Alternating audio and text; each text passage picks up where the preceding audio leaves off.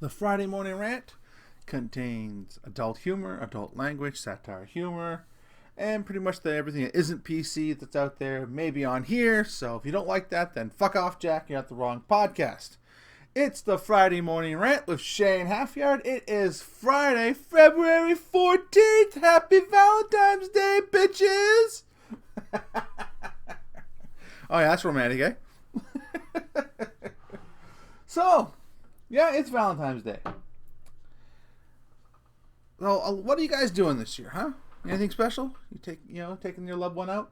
A lot of people, they're so down on Valentine's Day because they go, it's just a corporate thing where they're trying to sell cards and candy and, yeah, so it's just not that important. And, you're right. But name a holiday that isn't a corporate thing anymore. Right? Christmas. Christmas is more about buying gifts than what it's really about, and generally. And I know a lot of people are going to go, no, it's not. That's not what really? Did you buy a lot of gifts for your kids? Didn't you? Were your grandparents? Did you get some gifts? Then yeah, it is. Fuck off. Halloween, that's definitely all about candy. What about Easter? Huh? More people know the Easter Bunny than the reason why the Easter exists. My point is, so what if it's a corporate holiday? Yeah, the corporation makes up lots of stuff. That engagement ring you bought your wife? Yeah, the corporation out there made it so you had to buy an engagement ring. It's not an ancient tradition. Okay? It isn't. It was created by the Diamond Corporation so you would buy an engagement ring for your wife to show how much you love her. Okay? That's just look it up. Watch. There's a show called Adam Ruins Everything, and he talks about that. So, a lot of things we do that we consider tradition is done because of marketing or sponsored by a government thing. So, just accept that, and let that go, and have a good Valentine's Day. It's up to you whether or not you want to spend all that money to support those corporations. You can do all kinds of things for your loved ones. We'll have to spend a whole lot of money. Okay? Now, my wife and I, we're not doing anything really special for Valentine's Day. We agreed a long time ago, and this, that Valentine's Day is just one of those holidays we just can't really afford. And now, before you start thinking that I'm a cheap ass, okay, here's our roster, all right? After Christmas, in February, it starts in January. It is my grandfather's birthday. Okay? It is a cousin's birthday. Now, we don't really do a big deal for those guys, but, for my grandfather, I usually give him a call or a card, and that's about it. And my cousin, she and I don't really do the whole thing. It's something we just don't do. But, so, that's not a big deal. But, bam, here comes February. Right? February 4th, my wife's birthday. February 18th, my birthday. February 26th, our youngest daughter Cassandra's birthday. March the 5th, my eldest daughter Eleanor's birthday. March the 12th, my father's birthday. March 18th, the strange man that lives in my house's birthday. So there's a lot of stuff going on. And I think there's one of my students' birthdays on there.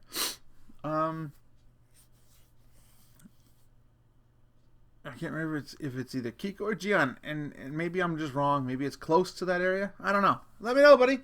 Anyway, so yeah, there's a lot on the roster. But what we do is we will go out to dinner, and we go out to dinner, and when me and my wife go out to dinner, it's like her birthday dinner, my birthday dinner, and Valentine's dinner all rolled up to one because we're poor. We figured, fuck it.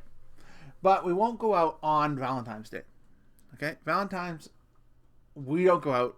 Because everything is just packed. It's just fucking crazy. So we'll go out, the weekend before, the weekend after Valentine's. And the reason why we do it that way is because then we can pick any restaurant we want. We don't have to worry about it being overflowed. And it is a peaceful, quiet dinner. So, if any of you out there are tired of the Valentine's Day crowds and you still want to take your loved one out for something to eat, and have a romantic dinner, Talk to them with that. Say, listen, I want to celebrate Valentine's with you, but every time we do, we have to do all this people, and there's a lot of all this bullshit. Why don't you and I go out the weekend before or the weekend after? We celebrate together then, right? We'll still make it special, because in the end, it's only the date. It's only a date. It doesn't mean nothing, right? And I'm willing to bet if she has any real sense and she's down to earth, she'll go on. She'll be in. She's done. No problem. And it doesn't mean you can't do something special for her at home, right? You guys could have a little quiet dinner, a little Netflix, a little chill, Speaking of movies and chilling, I don't know if I told you guys this story once at all, but this is funny. Okay, my father was bitching one day about how my mother has a crush on Vin Diesel. Okay, now this is prior to Netflix. Okay, this is when video stores were still open. All right, and might not have been prior to Netflix, but video stores were still open, and my parents didn't have Netflix. So I said to my dad, Dad, why are you upset over that? He goes, well, because she's out there having a crush on Vin Diesel. I said, use this to your advantage. He goes, what do you mean? I said, go out and rent like 3 or 4 Vin Diesel movies. Sit down, big in the dark, big vat of popcorn, arm around her, and encourage Vin Diesel. Go run, Vin Diesel, jump, Vin Diesel, flex, Vin Diesel. Whatever, right? By the time you watch a couple of movies, she's all worked up. The tapes are over. Well, the DVDs are over. I always say tapes to him because he recognizes that better. The DVDs are all over, and you guys are all alone. Vin Diesel ain't there, but you are, buddy. And she's got to work out that frustration somewhere. And that's when he called me a genius. So yeah, I'm hoping everybody has a great Valentine's Day. I did something for the kids. I always try to do something for the kids, a little something. Nothing. I don't go crazy. Like I went to the dollar store and I bought a bunch of Valentine's Day candy, and I bought little individual gift bags, and I'm gonna put it all together and they're gonna get it when they get home from school today. So, just a little something. I had to verbally spank my youngest son though. He's 16 and he's very dramatic, and he likes to I don't know, sometimes he likes to have these little pity parties for himself. And he uses Facebook to do that. And he put on Facebook that in his whole life, nobody's ever told him he's special. Aww. Isn't that sad? That grinded my gears, alright? The reason why that grinded my gears is because his mother worked between 8, 12, sometimes 14-hour days at these work camps in Alberta, scrubbing toilets, making beds, cleaning, just dirty work. So she could send money home to the Philippines so he'd have everything he needs, i.e. food, shelter, clothes, good schools, right? While she's, busting her hump, working her ass off. And then later on, she and I both worked our ass off to bring him here to Canada so he'd have all the opportunities he has. So so maybe we never sat him down and said, you're special, son. But our actions should have been more than enough. Right? And he needs to start thinking about shit like that. I mean, that kind of thing just grinds. What it was, and what I believe it is he wanted people on the Facebook, especially girls, to tell him how special he is. And he's kind of dramatic that way. And I hope he grows out of that shit, because it's just, it's just not how things should be done, in my opinion. And I said that to him on Facebook. I wrote that out to him, and I posted it because I figured if he's posting his public woes and turmoils and tribulations and trials on there, I'm gonna just smack that shit down. So he's probably not gonna be happy about that, but that's all right. He needs to learn respect. You need to respect your parents. Parents should respect you too, right? I always told that to my students. Like, I had students that their parents were like great rude to them all the time, even in front of me. And I said, listen, you guys are getting into becoming young adults now, and you deserve to be respected. I said, respect goes both ways, and you should stand up for yourself. And I said, be respectful, though. I didn't say, be rude to them or anything like that. But parents seem to forget a lot of times that you need to respect your children because they're just little people, right? So I always try to respect my kids. Always. If they want to talk about something, if they want to argue about something, if I'm going to tell them to do something, I let them talk to me. As long as they talk to me in a civil manner, I let them get their side out. And then I explain, this is why it needs to be done. I don't say, do it because I said so. So that's where I differ, I guess. And it's working for me because, my kids, I generally only have to ask them to do something once, and it's done. So, it's working out for me. Now, the main topic we want to talk about was martial arts. I love martial arts. Ka-cha! that scary sounded? It just terrified you right there. Ka-cha! But you all just jump back, yeah? That's right, recognize. No, I love martial arts. But I was watching an old podcast by a joke called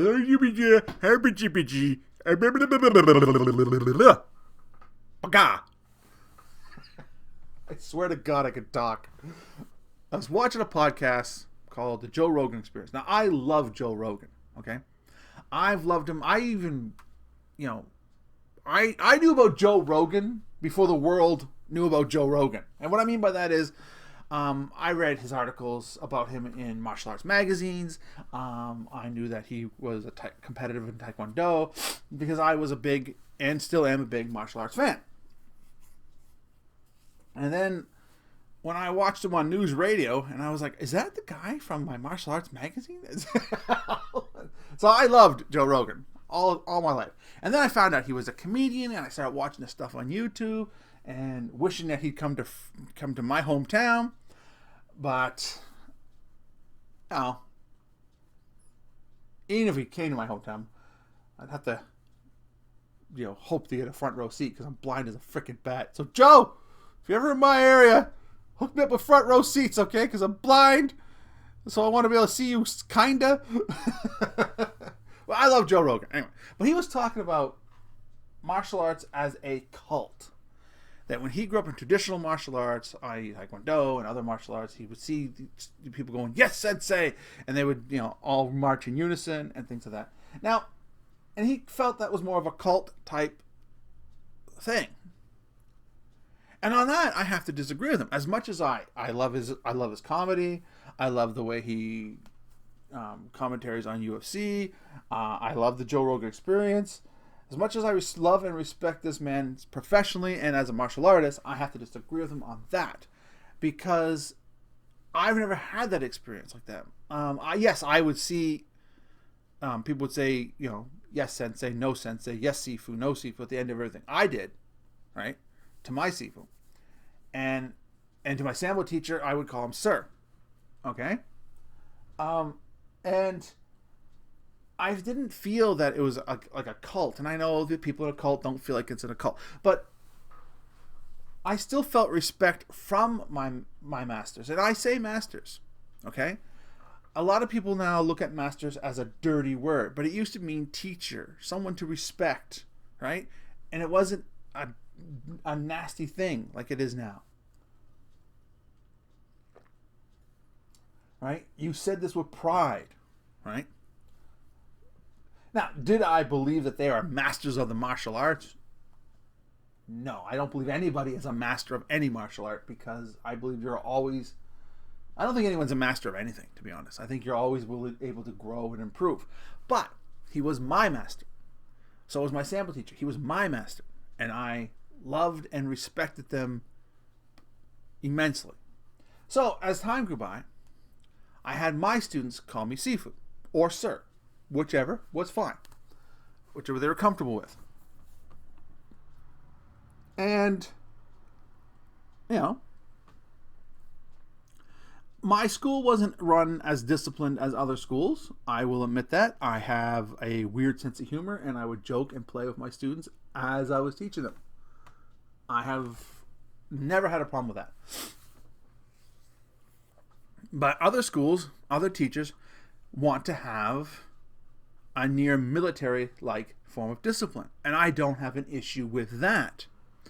So when someone says, when you call your karate instructor sensei, your kung fu teacher sifu, or whatever title of endearment that they're called, right?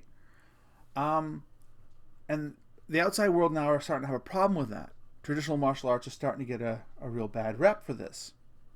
Well, you have no problem calling a doctor doctor. You have no problem calling a professor a professor.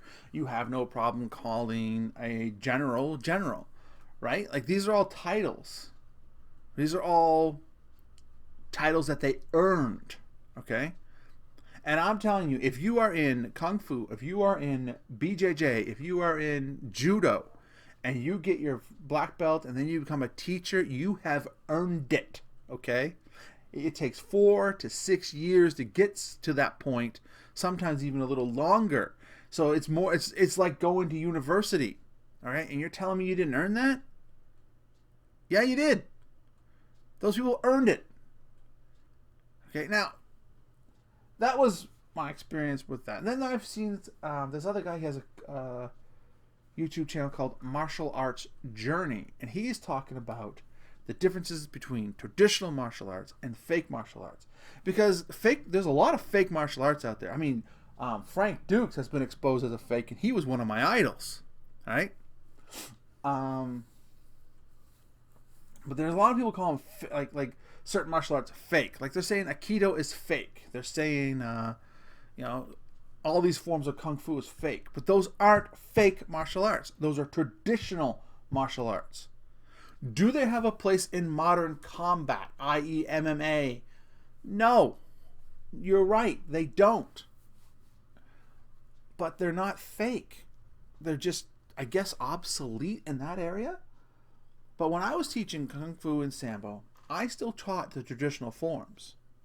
But I would explain to them that these are forms to help promote discipline, to help promote stamina, flexibility, overall strength, and in some cases, some people feel that it's a spiritual thing. I'm not one of those people, but some people, they feel it's spiritual to do a form, or because it's like a form of meditation for them. Now, I feel it's like a form of meditation for me. I'm not a very spiritual person. I don't consider myself a spiritual person anyway, so I didn't see it that way. But some people do, and there's nothing wrong with that. But I would have them do these forms, right? So I would start them off with an 18 movement set of Hungar, and then I would start them off with the Suhakun White Crane form, and then I would start them off with what was the next one? I think I started teaching them Tonfa and Eagle. Yes, it was Tonfa and Eagle, a Tonfa form and Eagle. And the reason why I taught these forms in those successions was it helped promote discipline and all those things I said before, right? And the proof was in the pudding. I had a student, his name was John Judah Williams. He's actually a former MMA fighter, but he was one of my students for a while, and he couldn't even kick to his waist, okay?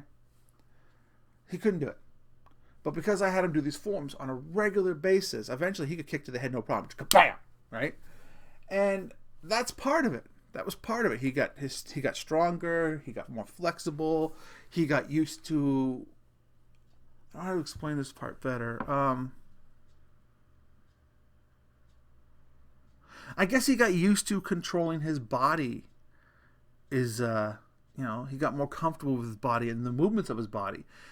So became more graceful. Graceful, that's what I'm looking for.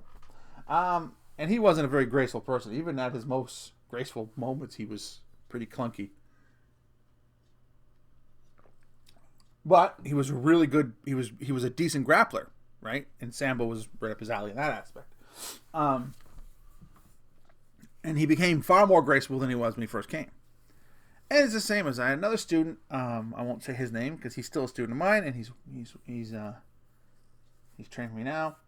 But he was skinny as a rail, and he loved the forms, and then he helped become flexible so he could do, slip into like a triangle choke a lot easier, or an armbar a lot easier when he was in the guard, because flexibility helps a lot when you're in the guard, of course. So I believe it helped. So I do believe in traditional martial arts. Now, how do you tell a traditional martial art from a fake martial art? Well, fake martial arts do things like chi power and secret deadly moves, and they make wild claims like they're undefeated and all that stuff. And and that's just they're hyping themselves up to a point, right? They're saying their style is the best style in the world, or the most deadliest style, or they call it the death arts, or all kinds of just bullshit. And I started watching videos about fake martial artists, and I started realizing why people thought I might have been a fake martial artist. And that's because I had a bit of a pot belly. I still do. I'm still working my weight. I got hurt a long time ago, and I gained weight. And then once you gain it, it's hard to get it off. And then once I stopped teaching, did I ever gain weight? See, for 10 years, I was comfortably at about 240, 250. I had a little pot belly, but I could still roll around. I could still do the workout. I could still do almost everything my students were doing. Not as fast as them, because some of them are in much better shape than me. And unfortunately, you can't, when you're teaching full time, you can't do all the workouts with your students because you got to watch them. You got to make sure they're doing it correctly. I would do the warm up with them. I would do the workout during that point, but I can't sit around going over drills. So they were getting a far more workout than I was. I was getting like 30 minutes in. Excuse me. And they were getting 2 hours because, while they're doing the drills and going to the moves, I have to walk around, answer questions. There was no real time for me. And then when my school shut down and I got a real job, I just couldn't train. I was working nights, and working nights is crazy. And it's so much harder to take off the weight than it is to put it on. Putting on is easy. I'm on the right track though. I've been losing weight and I've been working out and I'm trying to get down in shape. I would love to get in shape enough to teach Kung Fu forms via YouTube, and that is one of my goals. So anyway, but I could see why, because I was looking at these fake videos, okay, and it's these dumpy fat guys with thick glasses, and I'm like, oh my god, I'm a dumpy fat guy with thick glasses. Jesus. Ah, shit. No wonder everyone thought I was a fake. Only those who just saw me thought I was a fake. Once you got in there and rolled around with my students, and that's what I would tell people. I know what I look like. I do. I understand what I look like. I'm legally blind. I don't have all this sort of street cred or whatever, saying I'm the greatest fighter in the world. I don't do that. Right? But because I'm almost blind, and all I'm here to do is teach you the moves and help you grow as a person. Right? And that's it. That's all I'm trying to do. So, but people roll around my guys, and my guys didn't lose. Right? Well, rarely lost. They lost.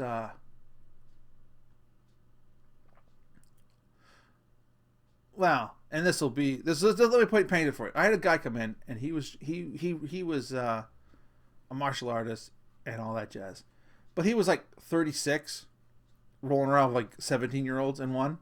So yeah, so they lost to that guy. Well, that's it. Other students that came in their own age, or roughly their own age, they kicked their butt.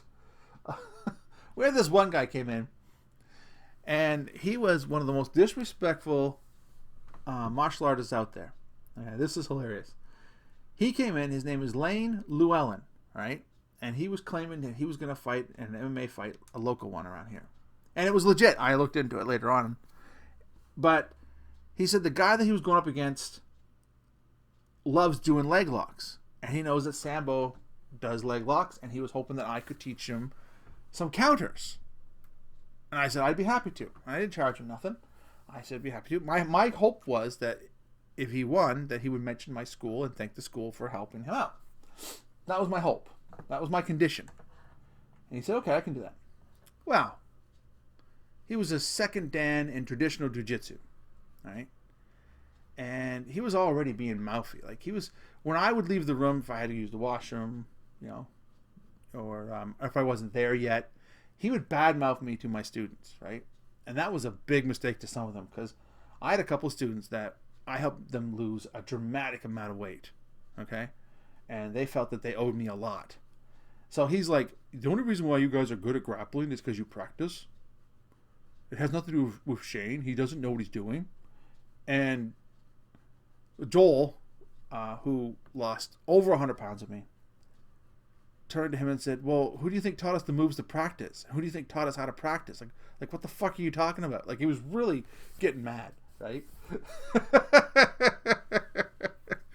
And, you know, it was getting pissed.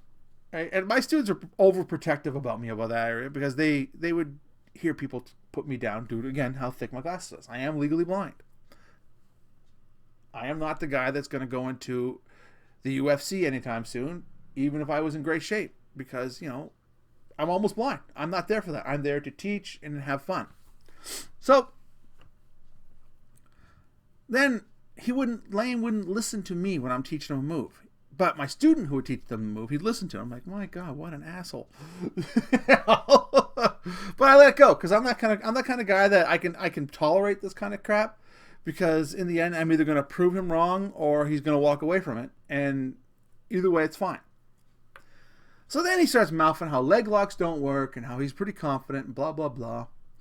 And so he brought one of his students. Turned out one of his students was a guy I knew when he was a kid because I used to date his cousin. And he looked at him and goes, man, this dude's totally legit. My cousin used to date him, and I know he knows what he's talking about. Right? Which I appreciate that. And he was then mouthing off how leg locks don't work. So I went to my top student at the time. I said, James, I want you to beat this dude, and I want you to beat him with a leg lock. I don't care which leg lock. You do what you want. But either Achilles lock or a knee bar or something. Just something. So, you know, they start about a minute into Lane Llewellyn's tapping out like a bitch to a knee bar. Okay? It was a rolling knee bar, so it's pretty awesome. So, yeah, so I felt a little gratified there. Like I said, my students have always been kind of protective of me, and I keep telling them to relax. I didn't care what people said about me. I had another incident where we were at a tournament in St. John, and I won't mention the guy who said it, but this guy came up to Mark, who's one of my students, and this guy was a former student of mine. And Mark was getting caught in a triangle choke, and he got out by doing a new technique. I showed him how to get out of it. And what I showed him to do was I told him to jackhammer a little bit, then step over his legs, sit down, and you'll pop right out, and then you can go for an Achilles lock. And that's what he did. He went for the Achilles lock at that point, and the guy who was up against was a flopper. He would, oh my God, I'm not going to go into that. Anyway, the guy was an asshole. He was having a match against. I almost got in a fight with his coach. I get real passionate about this. So anyway, so he used a newer technique that a lot of people didn't see how to get out of this triangle choke. And I know a lot of ways out of the triangle choke, and I showed this technique. And, you know, I'm not saying, you know, a lot of people know this technique, but a lot of people at this particular tournament didn't know this technique, okay? So this former student of mine walked up to Mark, and he goes, so, who taught you that move? Like, where'd you learn that technique? And Mark just saw red. He goes, well, where the fuck you think I learned it? So the guy just turned around and walked away. It was hilarious. But anyway, so after I watched that fake martial arts video that a friend of mine sent me, I realized why a lot of people may have thought I didn't know what I was talking about. I was like, man, I should have gotten really good shape before I opened up the school. So yes, so my real feelings about it is this. Quite simple. Traditional martial arts is not fake martial arts. It's traditional martial arts. Does it have a place, say, in MMA? I don't know. Some of the greatest champions out there went through a traditional martial art first, i.e. George St. Pierre. Oh, geez, what the hell? Oh, my God, I haven't thought of it. Randy Couture was a former wrestler, and he climbed the ranks, so he learned a traditional thing. who else? Chuck Liddell, right? Anderson Silva. These are all people that learned a traditional style and then branched into MMA, and they were some of the greatest champions out there. Okay? So maybe there is something to learn in a traditional martial art before going into MMA. Maybe there isn't. Maybe it was just them. Maybe they were just amazing, and they would have been amazing if they went to an MMA school or not.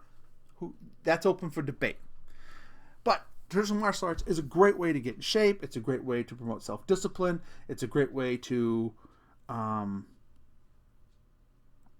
get out there and be social. There's a lot of benefits to it, right? So long as the teacher can explain that this is a traditional martial art and is marketing it as a traditional martial art. What can be done to improve upon traditional martial arts? Well, traditional martial arts can have situational, like a bit more situational training, like sparring, pretty much just sparring, but not just sparring as in point sparring, like really, in the nitty gritty sparring, like they do when you roll around in BJJ or judo, make them submit, make them lose in that aspect, because people will study a traditional martial art, and if they have no situational training, they will freeze up when someone goes to hurt them, attack them, whatever, right? So there needs to be something to improve upon that. But if you're looking to, if you're just looking to how to fight and hurt somebody, which anybody can hurt somebody, by the way, you don't have to really train to do that, then yes, MMA is the way to go. But if you're looking for, a more traditional experience, then I would recommend various forms of martial arts. I'd recommend Tai Chi. I'd recommend Taekwondo. I'd recommend traditional judo, traditional jiu-jitsu, or even BJJ. BJJ is, an excellent martial art. So I recommend Sambo. I would recommend boxing, wrestling. I mean, these are all things that are good for you, okay? If you're trying to branch into MMA, of course, then seek an MMA gym and go from there. But if you're a younger fella, maybe study a single martial art first. If you want to put the time in it. Say you're a 12-year-old kid right now, which if you are, you shouldn't be listening to this. But if you are, and you want to go into MMA, well, maybe learn a traditional martial art first. Get into judo or jiu-jitsu or kickboxing, and then branch out. I think if you have a good base, then you'll do better. This is just my shit. I don't know.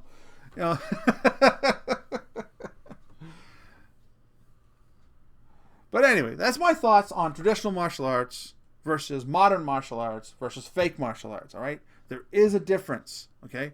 Remember, traditional martial arts, they're not promoting things like deadly arts or death arts or any of that stuff, right? MMA stuff is going to get you, if you want to become a pro fighter, that's where you want to go, okay? That's the route you want to take if you want to become a mixed martial artist. All right? And then the fake martial arts, they're the ones that are going to say, oh, my chi can do this, and I have spiritual powers, and our school is the best, and I'm the greatest fighter on the planet. Yeah, those guys, stay the fuck away from them, okay? Don't just don't. All right? I mean, it's amazing the amount of stuff that's out there that people would believe. It's crazy. Especially in the 80s. The 80s brought this fantasy of martial arts, 70s and 80s, where people were like marking themselves as like grand masters, blah, blah, blah. And it's just ridiculous. Like, I fell for it. Frank Dukes was one of my idols. I loved him. And then I found out he's a liar. And I cried. Oh, and I wish I could say that was a long time ago, but that wasn't until last year. Anyhow, that's my 2 cents on it. The contest is still on. If you want a chance to win a $25 gift card of your choice, all you have to do is, number 1, subscribe if you haven't subscribed. 2, leave a comment down below. Send an email to me to shanehalfyard@hotmail.com. Give me a suggestion, a comment, a show idea, anything along that, okay? And you'll be put in for the monthly draw. The draw is at the last Friday of every month. And once you're in for the draw, and if you even win or lose, you're put in for the end of the year draw for a $100 gift card of your choice by Christmas. So, enter as often as you want. And if you've enjoyed this video, please hit that like button. Subscribe if you haven't, because it will really help me out, and share. Anyway, again, happy Valentine's Day. Take care, everybody.